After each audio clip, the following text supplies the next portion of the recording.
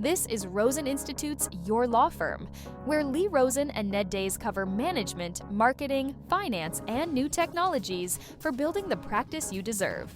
Rosen Institute members received this episode early, as well as exclusive segments on giving your employees feedback, an answer to a member question about systematizing the follow-up process after initial consultations, and this week's episodes of Vision Quest, your chance to reset, to refocus, and to finally build the practice and the life that you actually want. Get access to everything you're missing at roseninstitute.com/join.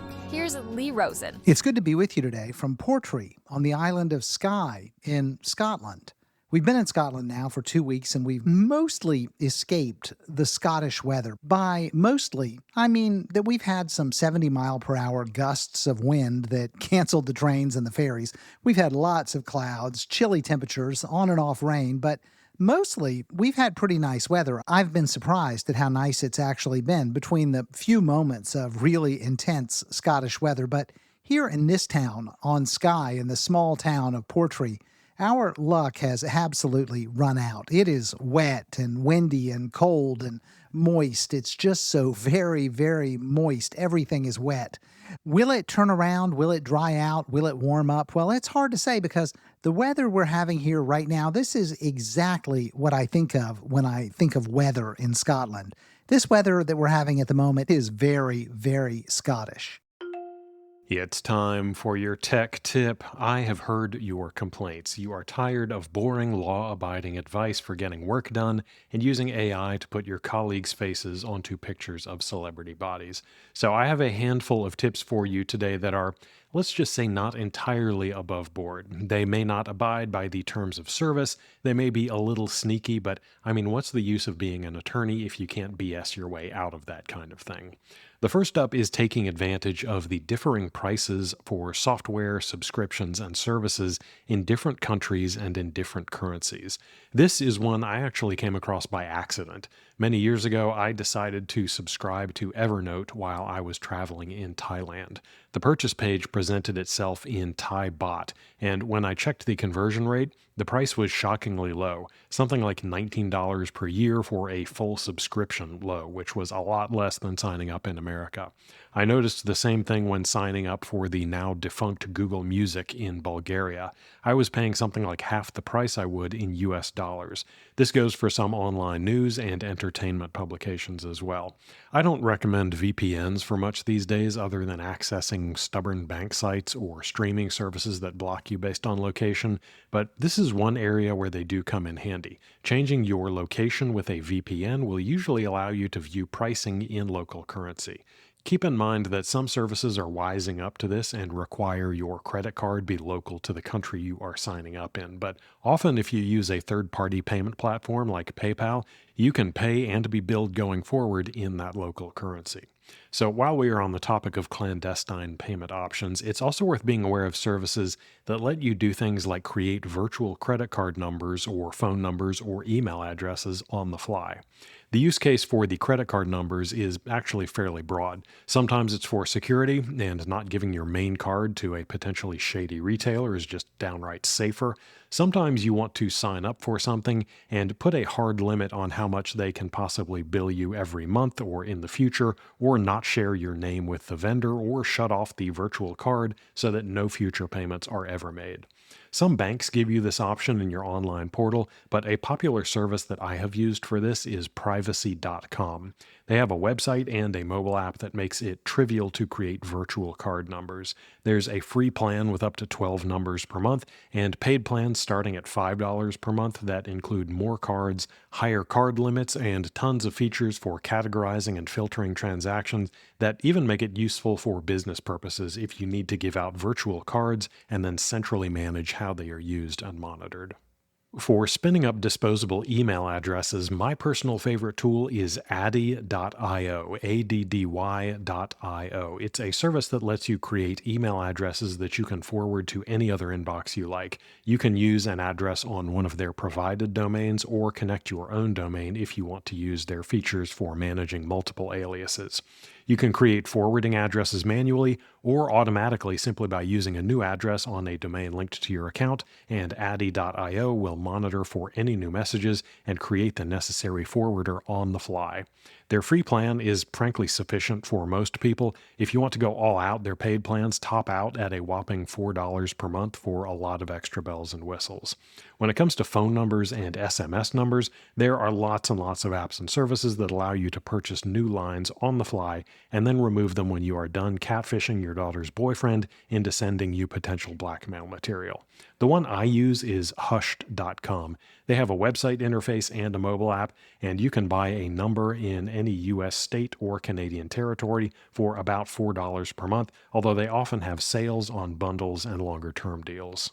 Now let's shift gears just a little bit and talk about using some services that you've legitimately paid for or use legitimately in ways they might not have been intended to be used.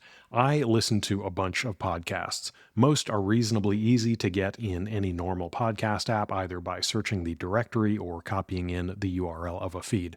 But there are occasions where it just isn't that simple. Sometimes you want to listen to content from YouTube, something like a live stream or a news show, and the audio is sufficient. You don't want to sit in front of your computer watching it for an hour or two. There are lots of services out there for downloading YouTube videos. Most of them are a little hit or miss. Some allow you to just extract the audio, some don't, but then you need a way to get that file into your podcast player or figure out some other way to listen to it.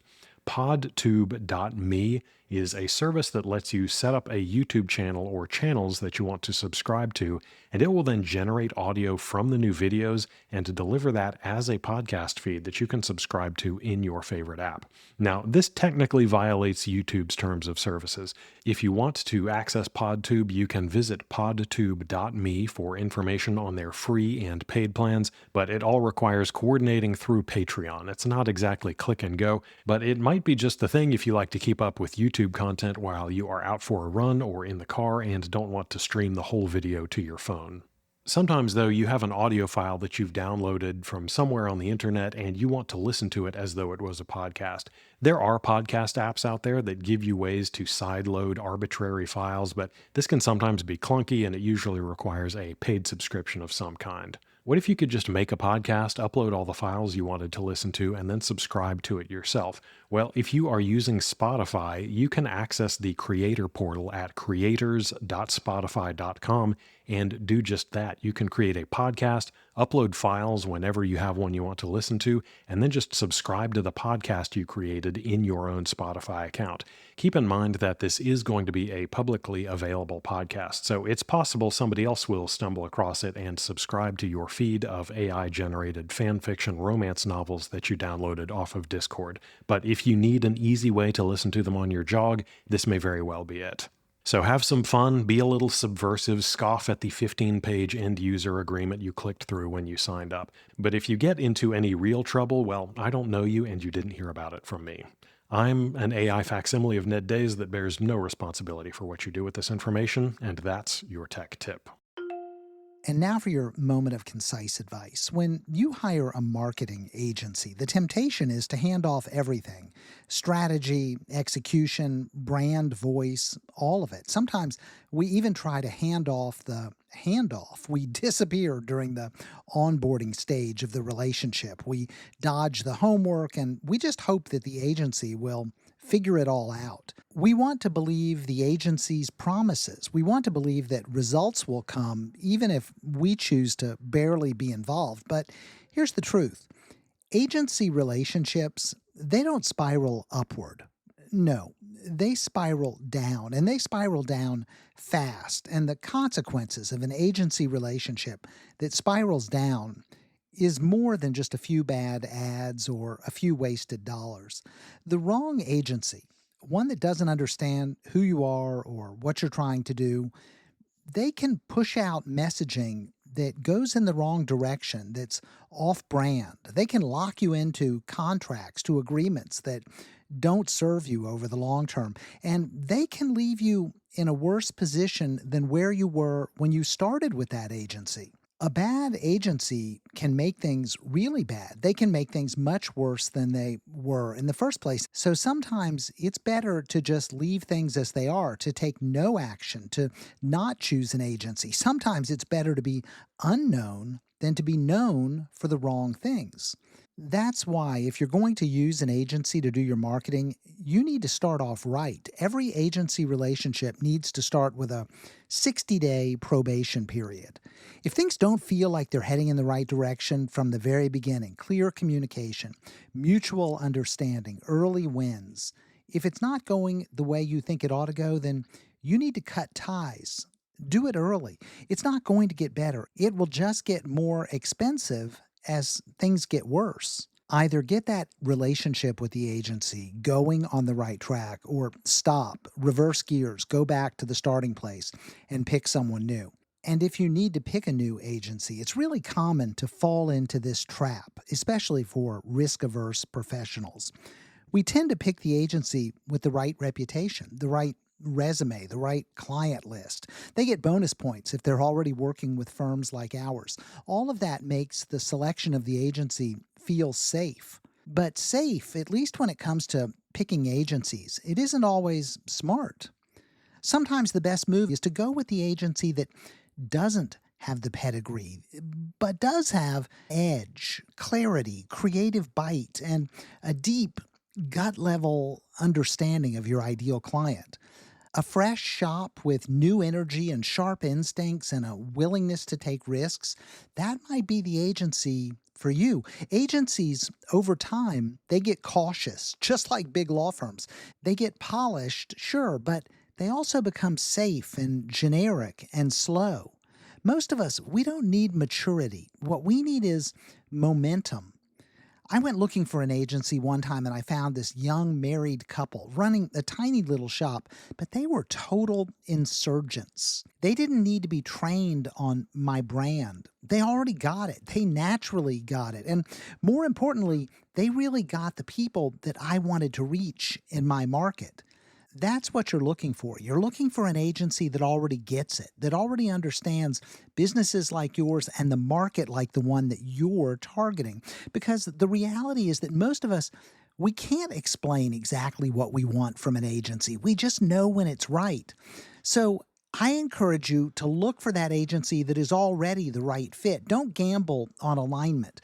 Look at the agency's own marketing. What are they doing for themselves? Ask yourself, does their marketing feel like something that your ideal client would respond to? Do they already have an understanding of the market? If not, don't assume that they're going to figure it out. You're looking for an agency that is comfortable in the market that you seek to serve. And be careful here as you're selecting. Don't fall for the "we do everything" pitch. That's what we hear from so many agencies, but no agency does everything well, especially not the kind of agencies that work with small and mid-sized firms. At best, these agencies are really great at one or maybe two communication channels. Maybe they're great at email marketing, and maybe they've become really good at marketing to the LLMs for artificial intelligence, or SEO, or Instagram, or video, but they're never good at all of them. Don't fall for that "we do everything" approach. And one more thing, before you fire the agency, make sure that you're not the reason that the agency is failing. No one can market for you if you won't answer their emails, if you won't provide passwords to your online accounts, or if you won't participate in the way that they need you to participate. Way too many law firms hire an agency, hand everything off, and refuse to engage. If you're not ready to engage, then you're not ready to hire an agency. Wait until you're all in. You've got to participate in the marketing, because successful marketing, it isn't just delegation. No, it's partnership. It's alignment. It's working closely in every way that you can with the agency that you pick. That's your moment of concise advice. Wrapping up from Portree, thanks for spending a few minutes with me and Ned today. We hope you have a great weekend and an even better week next week. Keep plugging away, moving forward, and getting things done. You're on the right track. You'll get there, I promise. We're all in this together, and together we build better practices through better marketing, better management, and better technology. Until next time, I'm Lee Rosen. Thanks for listening to Your Law Firm. Subscribe to the Friday File at roseninstitute.com and join thousands of lawyers focused on working on, instead of in, their practices. You'll find safe, successful, actionable approaches for transforming your firm. Sign up for free at roseninstitute.com.